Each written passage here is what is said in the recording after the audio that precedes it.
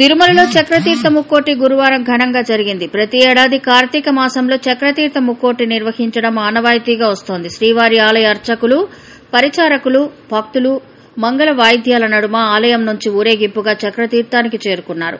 అక్కడ శ్రీ చక్రతాళ్వార్కు, నరసింహస్వామివారికి, ఆంజనేయ స్వామివారికి అభిషేకం, పుష్పాలంకారం చేపట్టి హారతి ఇచ్చారు. హారతి అనంతరం భక్తులకు తీర్థ ప్రసాదాలు అందజేశారు. స్కంద పురాణం ప్రకారం పద్మనాభ మహర్షి అనే యోగి చక్రతీర్థంలో 12 సంవత్సరాలు తపస్సు చేశాడు. అందుకు సంతసించి శంకు, చక్ర, గదాభూషితుడైన శ్రీ మహావిష్ణువు అతనికి ప్రత్యక్షమై కల్పాంతం వరకు తనకు పూజలు చేయాలని చెప్పి అంతర్ధానమయ్యారు.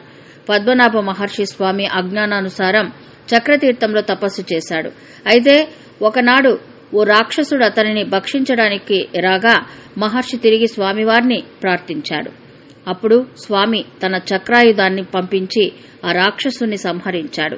అటు తరువాత ఆ మహర్షి శ్రీ సుదర్శన చక్రాన్ని ఆ ప్రాంతంలోనే ఉంచి భక్తులకు రక్షణ కల్పించాల్సిందిగా స్వామివారిని కోరాడు. భక్త వల్లభుడైన స్వామివారు తన సుదర్శన చక్రాన్ని ఆ ప్రాంతంలోనే ఉండేలా ఆజ్ఞాపించడంతో ఈ తీర్థం చక్రతీర్థంగా ప్రసిద్ధిగాంచింది.